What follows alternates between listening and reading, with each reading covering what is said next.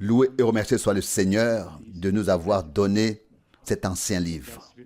Et il est toujours nouveau pour nous quand l'Esprit de Dieu accorde la lumière et le vivifie. C'est ce que j'ai pensé c'est à cela que j'ai dû penser lorsque les deux paroles ont été lues. En pensant à ce que Paul a demandé aux disciples à Éphèse, dans Actes Apôtres 19, car il est écrit ici, si vous avez tous lu attentivement dans Jean 7, il parlait ainsi de l'Esprit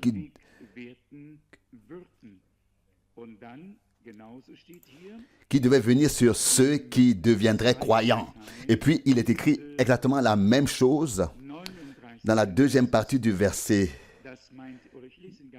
39, qui signifie, où je le lis en entier, mais il voulait dire, verset 39, Jean 7, verset 39, il parlait ainsi de l'Esprit que devaient recevoir ceux qui croiraient en lui, car l'Esprit Saint n'était pas encore là, parce que Jésus n'avait pas encore été élevé dans la gloire.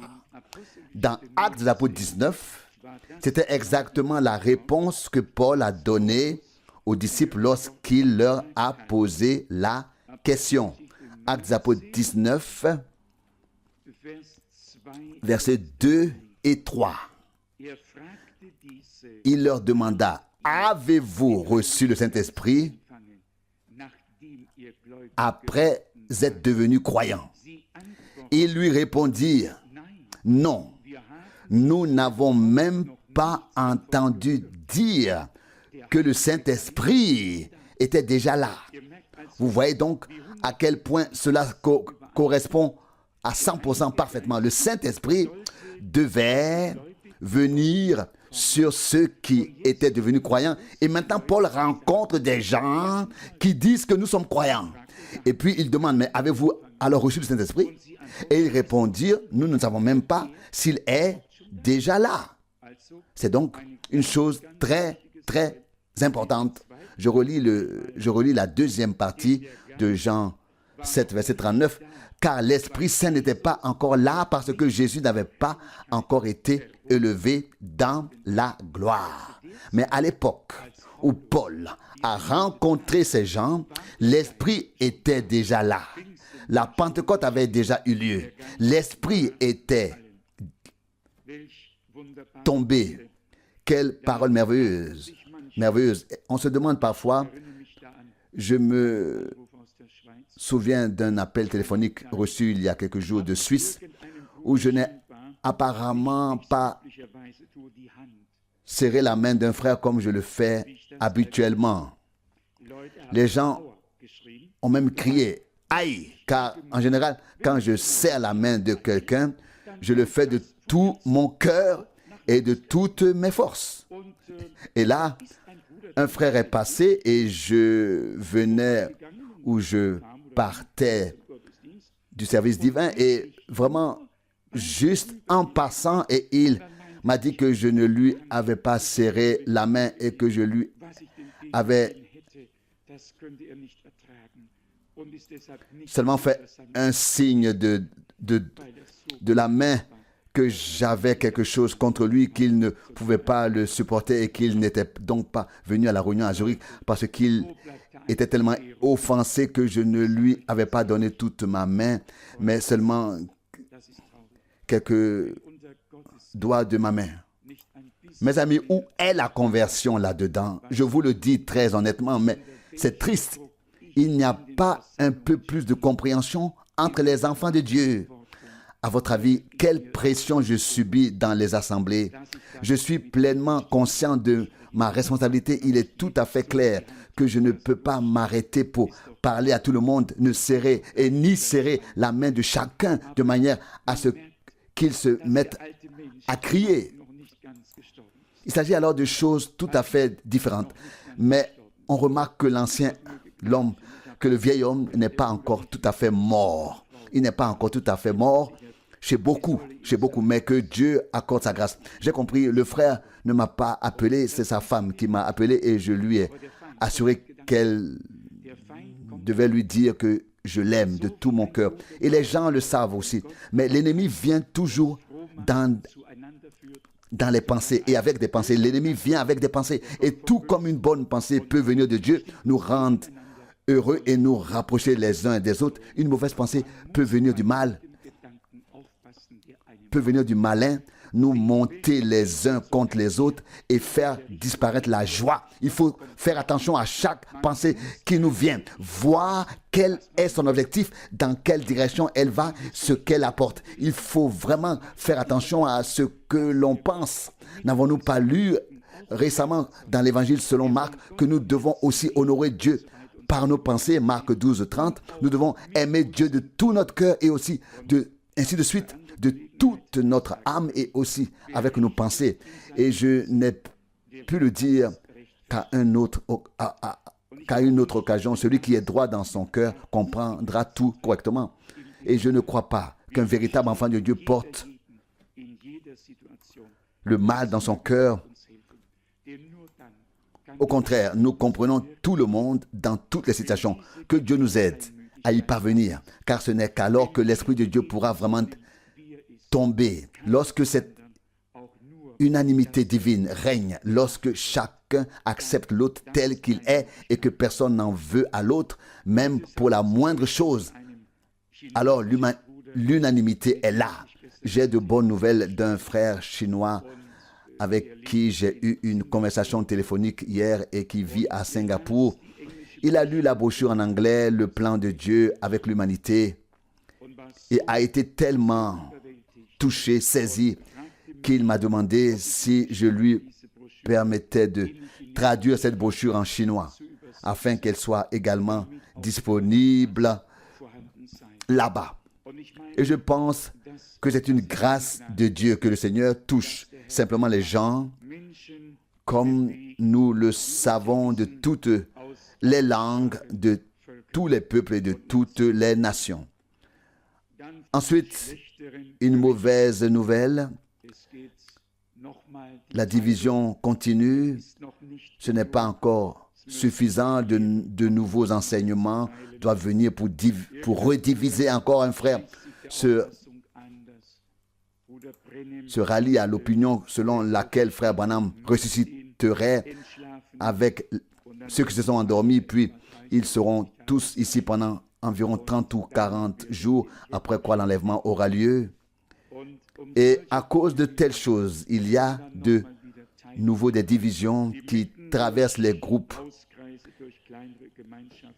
les réunions dans les maisons, les petites rencontres et réunions. Et tout cela simplement parce que frère Green l'a dit et que cela a été écrit et qu'il dit, frère Branham m'a dit que les morts ressusciteront et seront parmi nous pendant au moins 30 jours. Au moins pendant 30 jours. Je ne donne aucune importance, absolument aucune, à ce que dit qui que ce soit.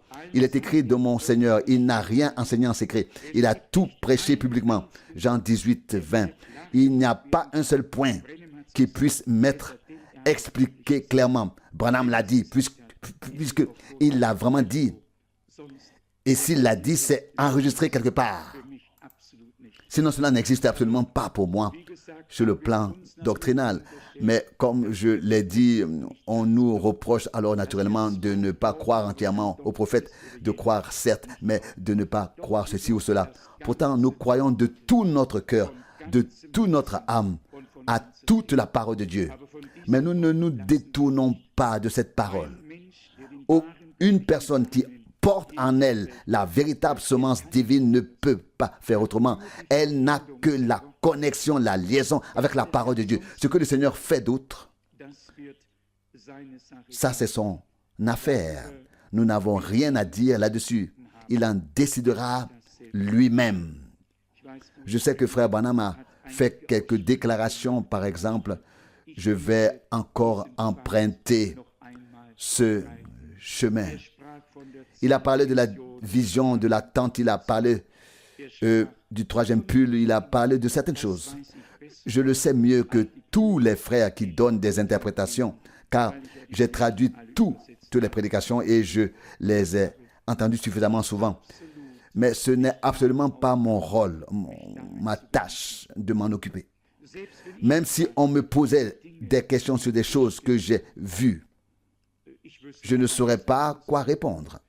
Il faut tout laisser à Dieu. Si quelqu'un vient me demander, frère Franck, quand cela va-t-il commencer avec la moissonneuse batteuse et le champ de blé? Je réponds, je n'en sais rien. Un autre frère vient et me demande ou dit, frère Franck, tu as bien vu que l'épouse venait de l'Est? Et oui, je l'ai vu. J'ai vu l'immense salle. Puis la question a été posée, était-ce cette salle ici à Krefeld? J'ai répondu non, ce n'était pas cette salle de Krefeld, car la porte latérale n'était pas comme ici, mais elle était là-bas, devant la plateforme, n'est-ce pas? À l'intérieur ou à côté de la plateforme, les choses que l'on a vues très précisément, on peut aussi les décrire très précisément. Mais je ne pourrais dire à personne que les gens doivent maintenant tous venir dans le naturel ici. Tout comme le Seigneur a utilisé des exemples terrestres et a parlé du royaume de Dieu, Dieu peut aussi. Imaginez par exemple ce qui s'est passé avec la nourriture, avec la famine. Au début, je n'osais pas dire que la farine, l'huile et toutes ces choses avaient été mentionnées, mais elles l'ont été. Est-ce ma faute? Et puis soudain, alors que je croyais que les choses étaient prises au sens littéral, il s'est avéré que c'était spirituel et que des choses terrestres avaient été mentionnées. Et ainsi, il n'y a personne sur terre qui puisse être le conseil secret de Dieu pour dire la moindre chose. Nous devons tout, absolument tout, remettre entre les mains de Dieu. Et ainsi, nous sommes sur la bonne voie. Que quelqu'un parle du tonnerre ou autre, cela n'a aucune importance. Dieu est son propre interprète. Et il en sera ainsi jusqu'à la fin. Nous n'avons besoin d'aucun être humain qui vienne. D'ailleurs, vous savez cela à propos du tonnerre. Dans un psaume, il existe un psaume qui ne parle que du tonnerre. Et Job l'a fait aussi. Et les prophètes de l'Ancien Testament l'ont fait aussi. Si les frères si les tonnerristes, les frères tonnerristes veulent savoir tout cela, je peux volontiers leur dire. Tout est dans la Bible, mais il faut simplement voir le contexte et avoir la grâce de distinguer où cela se situe et à quelle période cela se rapporte. Vous pouvez le lire dans Jean 12, quand il y a eu ce tonnerre et que les gens ont pris peur et ont dit, c'est le tonnerre. Vous savez que c'était la voix de Dieu. Mais ensuite, dans ce contexte, il est clairement écrit, maintenant le jugement de ce monde va s'exercer, le prince de ce monde va être jugé. Jean 12, 31, le tonnerre a quelque chose à voir avec la colère, avec le jugement, et rien d'autre. Dans Job, je viens de le lire, Job 36 dit, est écrit dans le dernier verset, le bruit de son tonnerre annonce qu'il est prêt à faire éclater sa colère contre les impies. Job 36, 33. Donc, ce n'est donc pas quelque chose de beau, mais de la colère. Il annonce la colère. Si vous continuez à lire dans Job 37, verset 1, oui, mon cœur tremble et s'élance de sa place. Verset 2, écoutez, le tonnerre de sa voix et le grondement qui sort de sa bouche. Verset 3, il le déchaîne sous les cieux et ses éclairs brillent jusqu'aux extrémités de la terre. Verset 4, après l'éclair, le tonnerre rugit. Il gronde de sa voix majestueuse et ne retient pas les éclairs dès que son tonnerre se fait entendre. Verset 5, Dieu donne de sa voix merveilleuse. Rien d'autre que cela. Et comme je l'ai déjà dit, je lis aussi parfois le psaume qui est très intéressant. C'est le psaume 29, verset 1. Psaume de David. Rendez au Seigneur, vous qui êtes l'œuvre de ses mains, rendez au Seigneur la gloire et la force. Verset 2. Rendez au Seigneur l'honneur de son nom. Prosternez-vous devant le Seigneur dans la beauté sacrée. Verset 3, le tonnerre du Seigneur retentit sur la mer. Le Dieu de gloire fait gronder le tonnerre. Le Seigneur sur les eaux du grand abîme. Le verset 4, le tonnerre du Seigneur est puissant. Le tonnerre du Seigneur est majestueux. Le verset 5, le tonnerre, le Seigneur fait éclater les cèdres. Le Seigneur brise les cèdres du Liban. Il fait bondir comme des veaux le Liban et le sirgeon comme des jeunes buffles. Le tonnerre du Seigneur fait jaillir des flammes de feu. Verset 8. Le tonnerre du Seigneur fait trembler le désert. Le Seigneur fait trembler le désert de Cédès, de Cadès, etc., etc. Le tonnerre du Seigneur fait hurler les biches, et ainsi de suite. Vous pouvez continuer. J'ai déjà tout passé en revue, mais quand des gens qui n'ont rien d'autre à faire que de semer le trouble commencent, on se met naturellement à réfléchir à tous les passages de la Bible que nous avons dans la parole de Dieu. Et n'oubliez jamais ceci. Dans toute éternité, vous n'avez rien entendu d'autre en ce lieu jusqu'à ce jour que vous n'avez rien entendu que la pure parole de Dieu. Je ne peux pas prétendre avoir toujours pu vivre cette parole, mais je peux dire une chose, la proclamation, la prédication est vraie à 100%. Je n'ai pas toujours réussi à vivre la parole dans tous ses aspects, je l'admets, mais par la grâce de Dieu, le Seigneur nous a révélé sa parole et nous en sommes reconnaissants. Il suffit de lire Joël 2 avec l'année du châtiment, de la rétribution, etc. Et que le Seigneur vient, etc. Le jour des ténèbres, de l'obscurité et des nuages. Et puis au verset 10, vous remarquez immédiatement qu'il s'agit du jour du Seigneur. Joël 2, verset 10. Devant eux, la terre tremble, le ciel chancelle, le soleil et la lune s'obscurcissent et les étoiles perdent leur éclat. Verset 11. Et le Seigneur fait entendre sa voix devant son armée. D'autres traductions disent, le tonnerre retentit. Verset 11. Car son chef est puissant, nombreux sont ceux qui exécutent ses ordres. Oui, grand est le jour du Seigneur et redoutable. Qui peut le supporter? Étrange allemand ici bien. Bon, tout comme dans Amos chapitre 1, verset 2, Amos chapitre 1, verset 2. Verset 2, mais ces paroles étaient ainsi. Quand le Seigneur rugit de Sion et fait entendre sa voix de Jérusalem, il est également question de tonnerre. Alors les prairies des bergers sont en deuil et le sommet du Carmel se dessèche. Peu importe ce que quiconque dit, restons fidèles, restons attachés jusqu'à la fin à la parole de Dieu, jusqu'à la fin. Et alors personne ne pourra se tromper, s'égarer. Même un insensé ne pourra s'égarer s'il reste attaché et fidèle à la parole de Dieu. Et je relis cela intentionnellement dans Apocalypse 10, le rapport avec le retour, le contexte avec le retour du Seigneur en tant qu'ange de l'alliance, non pas en tant qu'époux, mais en tant qu'ange de l'alliance. Apocalypse 10, verset 1.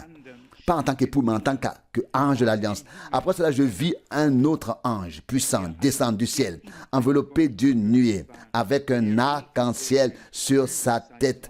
Et son visage était comme l'éclair, et ses jambes comme des colonnes de feu. Verset 2.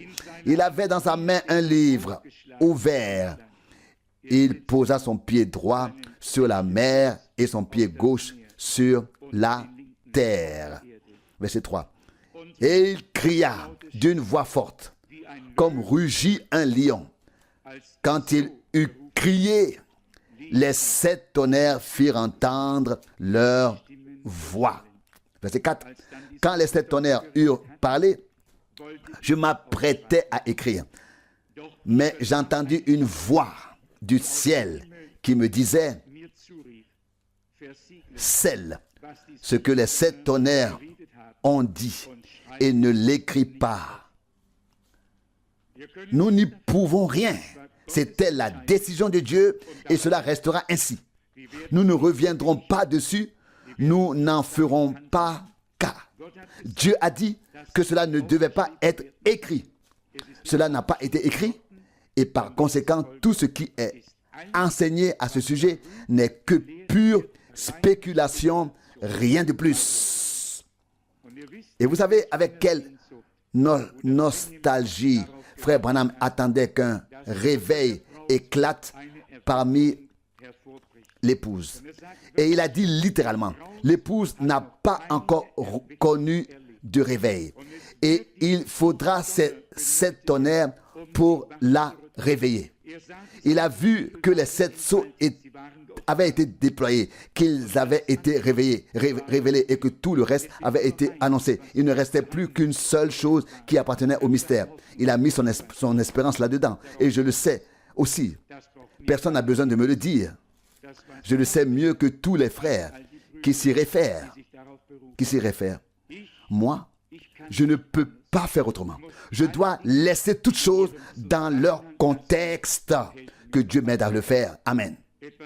Je n'ai rien d'autre à dire. Je n'en ai pas le droit. Ce n'est que lorsque le Seigneur descendra en tant qu'ange de l'Alliance. Et en tant qu'ange de l'Alliance, il ne viendra pas vers l'église épouse. Mais vers l'épouse, il vient en tant qu'époux. Amen. Il vient en tant qu'époux. Amen. Et pour ramener l'épouse à la maison, il ne vient pas poser le pied sur la terre et sur la mer. Pour ramener l'épouse à la maison, nous serons enlevés de la terre et nous le rencontrerons dans les airs. Ce n'est que lorsqu'il se révélera alors à son peuple, comme le propriétaire originel, comme le Seigneur l'a dit à Josué, tout ce que ton pied foulera sera à toi. Et lorsque le Seigneur, qui a créé le ciel et la terre, qui a fait la terre et la mer, lorsqu'il posera alors son pied sur la terre et sur la mer, cela signifiera, je suis le propriétaire originel, voici mon droit et rien d'autre. Et alors, c'est à ce moment-là et pas avant que les 7 tonnerres feront entendre leur voix, ni plus tôt ni plus tard. C'est la parole éternelle de Dieu. J'ai toujours dit que les prophètes et les apôtres peuvent s'asseoir pendant la proclamation. Ici, je voulais justement dire que je dis cela en présence du Seigneur.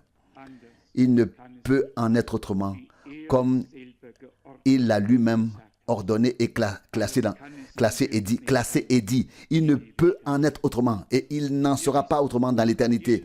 Vous savez, à chaque fois qu'un tel voyage m'attend, on ne sait pas si l'on reviendra. Nous espérons toujours.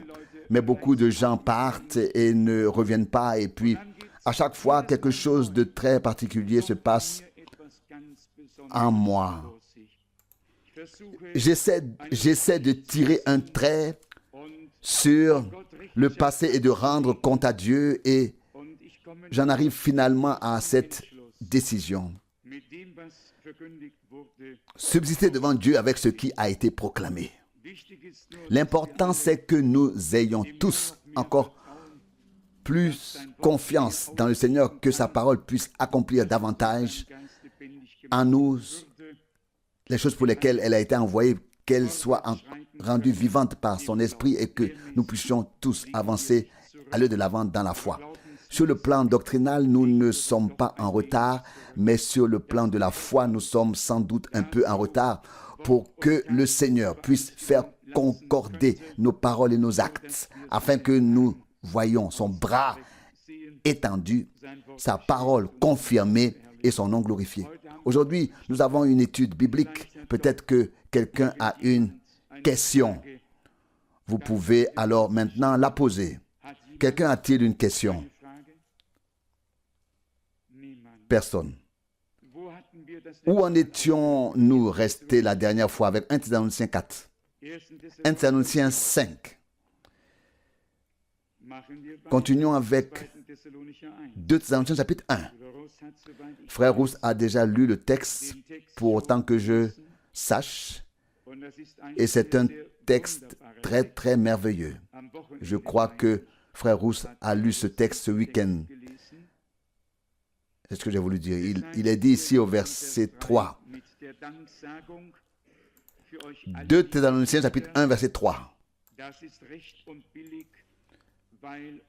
2 Thessaloniciens 1 verset 3. Nous rendons toujours grâce à Dieu pour vous, frères bien-aimés, car il est juste et équitable de le faire à cause de la foi qui croît abondamment en vous et de l'amour fraternel qui augmente en chacun de vous tous. Que cela soit le cas pour nous. Puissions-nous aussi grandir, puissions-nous aussi progresser, puissions-nous aussi être perçus. Ainsi, puissions-nous aussi être remarqués, puissions-nous aussi montrer que nous grandissons. Puis le texte continue au verset 4.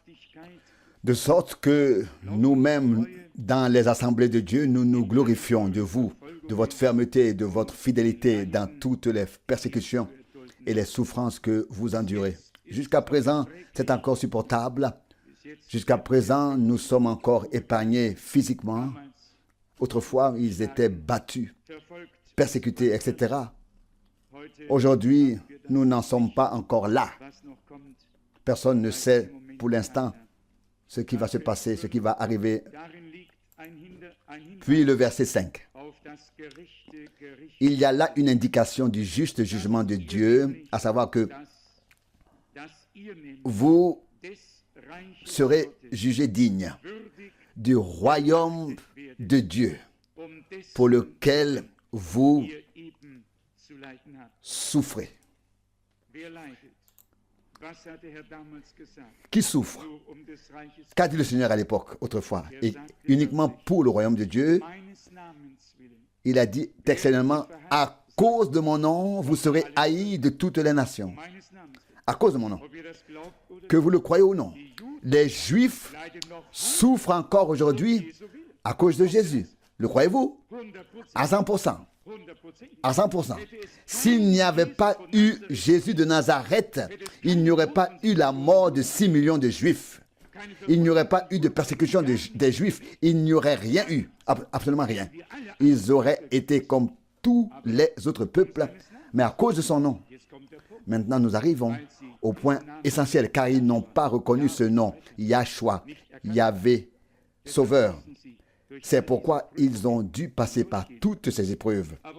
Mais cela aussi faisait partie du plan éternel de Dieu que nous ne pouvons pas entièrement comprendre. Frère Branham le dit si bien dans une prédication, on ne peut pas expliquer Dieu, ni les mystères de Dieu, car tout ce qu'on peut expliquer n'a plus rien à voir avec la foi. Et c'est vrai. Il n'y a aucun moyen d'expliquer la divinité, même en essayant à l'infini. Il y aura toujours quelqu'un pour venir avec de nouveaux arguments, même tirés des Écritures.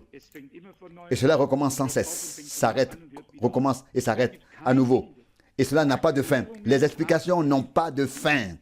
La foi va à l'infini, la foi seule. En union, en relation avec Dieu par le Saint-Esprit, ce n'est pas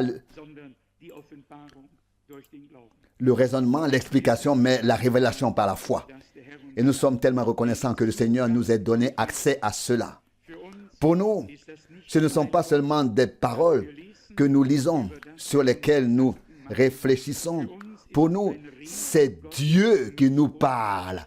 Et c'est en même temps la révélation de la volonté de Dieu à notre égard à travers ces paroles, de sorte que la parole n'est pas lettre, mais esprit et vie. Nous savons tous très bien qu'on ne peut rien expliquer, que tout dépasse notre entendement. Mais ce n'est pas nécessaire non plus. C'est la foi qui rend bienheureux, qui sauve, qui béatifie. Pas l'explication, mais la foi. Il est ensuite écrit au verset 7. Verset 7, mais pour vous donner à vous les affligés un rafraîchissement dans la communion avec nous lorsque le Seigneur Jésus se manifestera du ciel avec les anges de sa puissance.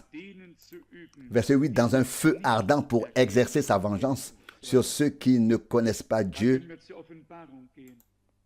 et sur ceux qui n'écoutent pas le message de salut de notre Seigneur Jésus, etc. On peut passer à l'Apocalypse. Le jour de sa colère est venu, le jour de la vengeance, le jour où le ciel brûlera comme un four. Nous reconnaissons également de quel jour et de quelle période il s'agit. Apocalypse 6, verset 19. Puis cela continue. 2 Thessaloniciens 1, maintenant le verset 8.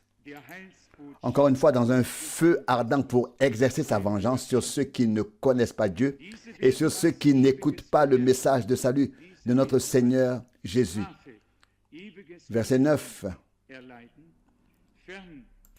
Verset 9. Ils subiront la peine d'une perdition éternelle, loin de la face du Seigneur et de la gloire de sa puissance. Verset 10.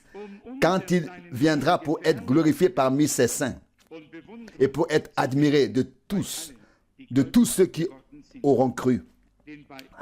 Car notre témoignage a trouvé la foi parmi vous en ce jour-là.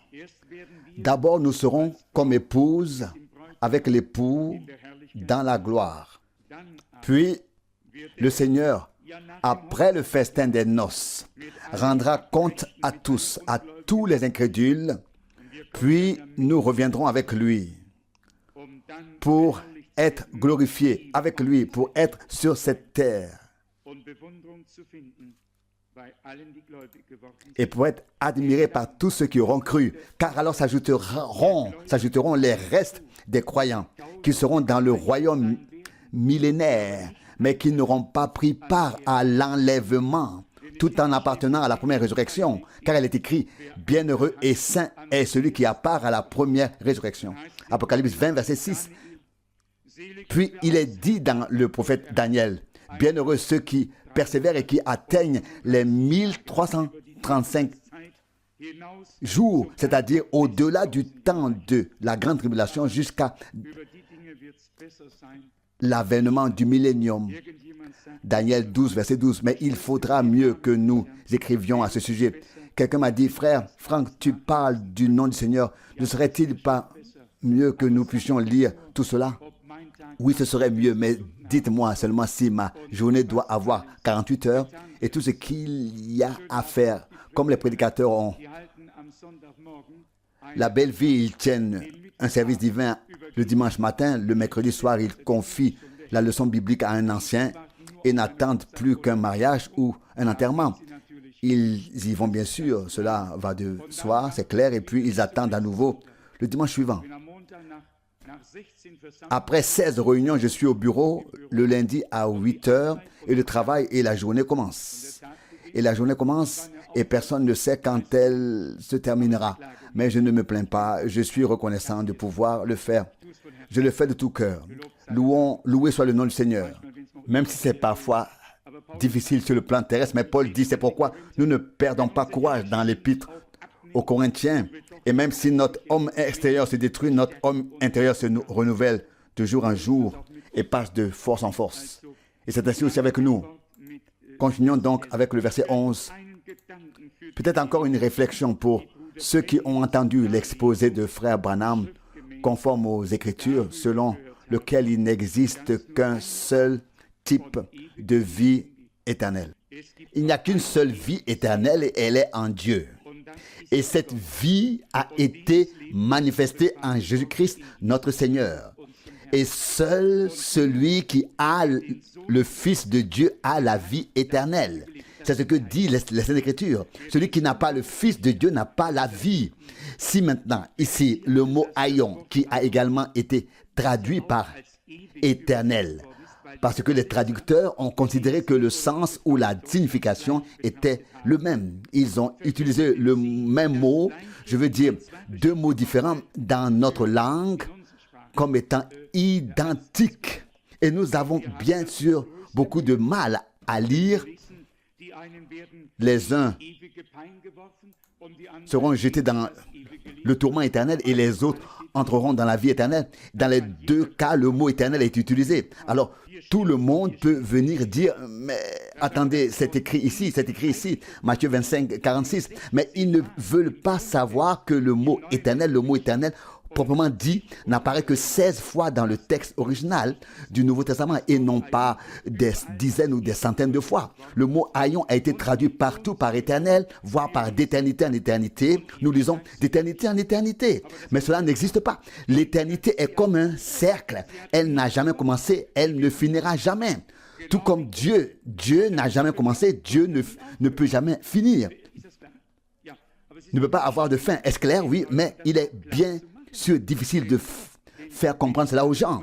Car si vous lisez ici Matthieu 25 et Apocalypse et maintenant ici aussi, ceux-ci iront dans condamnation éternelle ou la perdition éternelle. Je pourrais le lire de la concordance. Il est écrit ici, ayons châtiment au lieu de éternel. Or, un éon est une période de temps. 1000 ans est un éon. Mais ici, il est écrit éternel. Et si quelqu'un met son doigt dessus et dit, oui, mon Dieu, il est écrit éternel, que dois-je répondre? Eh bien, si nous comprenons bien, seul Dieu a la vie éternelle. Et tous ceux qui ont expérimenté réellement Dieu, qui ont reçu, accueilli Jésus-Christ, ont en lui la vie éternelle. Et celui qui ne l'a pas, n'a pas la vie. Et cela règle la question. En fait, j'en suis très reconnaissant à Dieu, car premièrement, si nous croyons à la prédestination et savons qu'il y a des gens que Dieu n'attire pas, dont Dieu savait qu'ils ne viendraient pas, ne voulaient pas venir, ne pouvaient pas venir, quelle que soit la raison que Dieu en décide ainsi.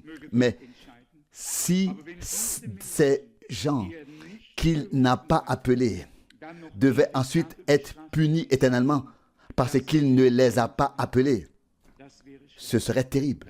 Ce serait incompatible avec la justice, avec la sainteté de Dieu. Ce n'est pas possible. Après les 1000 ans, le jugement dernier aura lieu, le jugement final, et alors même la mort et l'enfer seront jetés dans l'étang de feu. Il n'y aura plus de fumée qui s'élèvera pour que l'on sorte voir la fumée, non. Alors viendront un nouveau ciel et une nouvelle terre. Et il n'y aura certainement plus de fumée de l'ancien enfer qui s'élèvera, je vous le garantis. Personne ne verra la fumée de l'ancien enfer dans le nouveau ciel ou sur la nouvelle terre. Cela n'existera pas. Ce ne serait alors pas un nouveau ciel et une nouvelle terre pour nous. Mais on ne peut dire cela qu'à des personnes dont la foi est solide. Tous les autres diraient, mon Dieu, qu'est-ce que c'est ça encore? Mais vous savez-vous qu'il n'est pas écrit une seule fois dans la Bible que l'homme a une âme immortelle? Cela n'est écrit nulle part. C'est ce que disent les gens. Cela n'est écrit nulle part dans la Bible. C'est le contraire qui est écrit. Il est écrit, toute âme qui pêche mourra. Ézéchiel 18, 4. C'est écrit, oui. Mais ce n'est pas écrit d'une âme, d'une seule fois. Il n'est pas écrit une seule fois qu'il existe une âme éternelle. Et l'homme était une âme vivante. Genèse 2, 7, il y a une grande différence. Continuons notre lecture. L'homme était une âme vivante. J'espère que ce n'est pas trop difficile.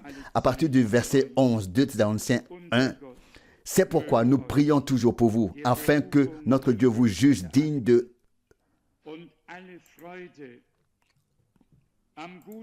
la vocation qu'il accomplisse par sa puissance tous les desseins bienveillants de sa bonté et l'œuvre de votre foi. Verset 12. Afin que le nom de notre Seigneur Jésus soit glorifié en vous et que vous soyez glorifiés en lui selon la grâce de notre Dieu et du Seigneur Jésus-Christ.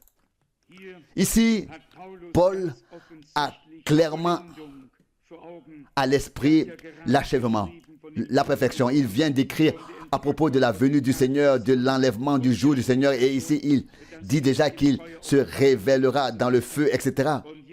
Et maintenant, il dit que l'œuvre de la foi doit être mené à bien avec force, avec puissance, afin que le nom de notre Seigneur Jésus soit glorifié en vous, et que vous soyez glorifiés en lui. À l'époque, le Seigneur a dit, Père, glorifie ton nom. Et la réponse fut, je l'ai glorifié et je le glorifierai encore. Maintenant, ce nom, tout comme le nom du Père, était dans le Fils et il portait le nom du Père. Et ce nom a été glorifié à travers lui en tant que Fils. Ainsi, tous ceux qui seront manifestés comme fils et filles de Dieu connaîtront finalement la victoire de Dieu par son nom, et ainsi le nom du Seigneur sera encore une fois glorifié à travers nous, à travers l'Église. Ce n'est pas de l'arrogance, mais une promesse issue de la parole de Dieu, afin que le nom de notre Seigneur Jésus soit glorifié en vous, et que vous soyez glorifiés avec lui. Le but ultime est que le nom du Seigneur Jésus soit glorifié en nous et que nous le soyons en lui selon la grâce de notre Dieu et du Seigneur Jésus-Christ. Lorsque nous parlons de la grâce de toutes les choses de Dieu, nous nous prosternons profondément dans la poussière, conscient que Dieu s'est occupé de nous, nous a accueillis, nous a reçus et a eu pitié de nous, nous a fait miséricorde, il nous a aidés, nous qui étions misérables et incapables de nous aider nous-mêmes. Il nous a aidés. Comme il est écrit, au jour du salut, je t'ai secouru. Le jour du salut, Dieu m'a secouru. Il t'a secouru. Il m'a sauvé, il t'a sauvé. Il m'a ouvert les yeux, il t'a ouvert les yeux. Il m'a parlé, il t'a parlé, il nous a parlé dans le jour du salut. Le salut nous est venu. Et enfin, il y a la glorification du nom de Jésus dans et à travers les croyants.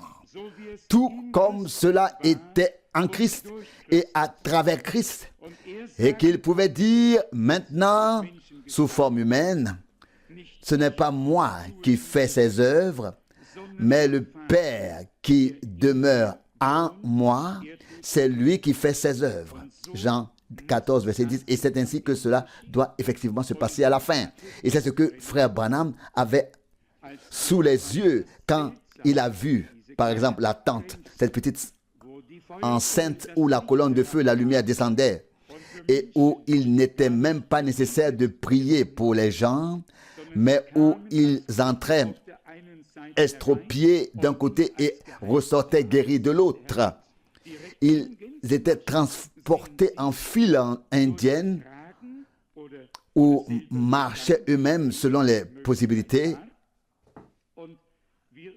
Et nous attendons ces choses à 100%.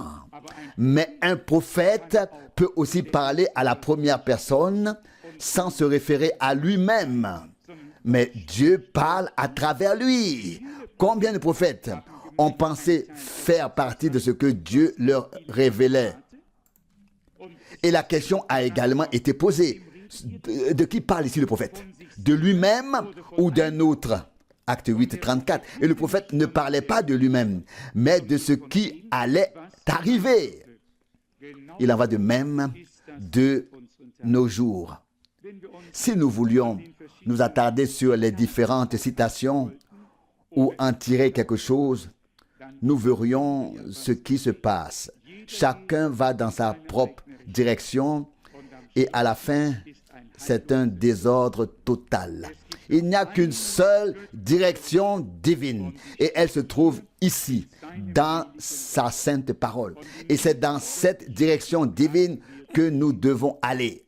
Et toutes les promesses que Dieu a faites par grâce, il les accomplira lorsque son temps et son heure seront venus pour cela, que ce que nous avons lu devienne réalité, que toutes les choses que nous avons déjà reçues augmentent. Encore l'amour fraternel, sincère, tout augmente, tout croît et prospère. 2 Thessaloniciens 1, verset 3. Que l'Esprit de Dieu réussisse à nous rendre silencieux, reconnaissants, raisonnables, afin que nous comprenions tout ce qui nous a été donné par grâce et que chacun ne voit plus qu'une seule chose, à savoir ce que Dieu a fait pour nous et que personne ne regarde plus les autres pour voir s'ils ont été aimables ou non. J'ai déchiré une photo, quelqu'un a pris une photo après une réunion et quand je l'ai vue, je l'ai immédiatement déchiré. Oui, et il y en aura encore d'autres que je déchirerai. Mais cela ne change rien au fait qu'après une ou deux réunions, on peut déjà être épuisé physiquement. Et quand on prend des photos alors qu'on est complètement épuisé, le mieux est de les déchirer. Mais ce qui est important et ce que je voulais dire, c'est ceci. Nous ne regardons pas l'apparence extérieure, nous regardons l'intérieur. Nous devons apprendre à bien nous comporter les uns avec les autres. Il existe un proverbe juif que vous connaissez tous qui dit que lorsque deux personnes se disputent, et cela arrive aussi chez eux, l'un dit à l'autre juste avant le grand jour de réconciliation: je te souhaite de tout mon cœur tout ce que tu me souhaites. Et l'autre, qui savait bien sûr ce qui se passait à ce moment-là, répond, tu recommences déjà? Oui, ça peut être comme ça. Je te souhaite de tout mon cœur tout ce que tu me souhaites. Tout ce que tu me souhaites. Et puis, au lieu que l'autre se réjouisse et dise, ça me fait plaisir, alors il lui dit, tu recommences déjà?